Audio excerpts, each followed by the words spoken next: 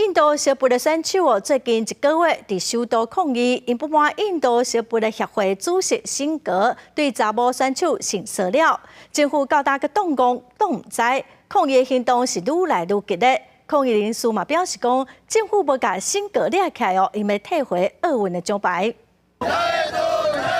印度真侪受恩选手自3架将近1000名抗议者伫首都新德里举行职工游行，因野国旗抗诉印度受恩协会主席辛格长期对真侪名女子受恩选手性骚扰，其中1也是未成年。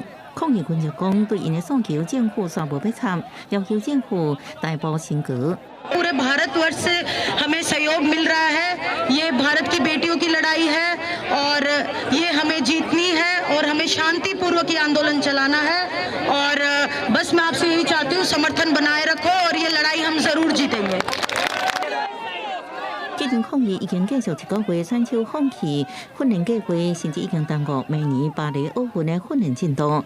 马利克甲福加特拢是奥运奖牌得主，因讲若政府无对辛格采取行动，就要退回进前赢的奥运奖牌。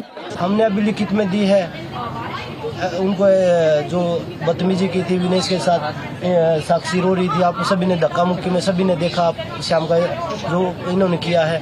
ये चाह रहे हैं कि इस धरने को हम कैसे हटा के हम ब्रिजभूषण को कैसे बचा सकते हैं, लेकिन मैं आपके माध्यम से कहूँगा हमारा टारगेट वही है। 即马反对党甲农民工会加入活动抗议是愈来愈厉害，经河镇压行动遭到示威者不满。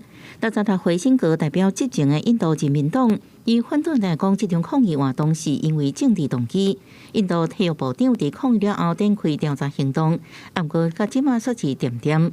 示威群众强调，若政府阁无做出回应，抗议活动会扩大到全国，甚至提悬到国际层级。公视新闻深入会编译。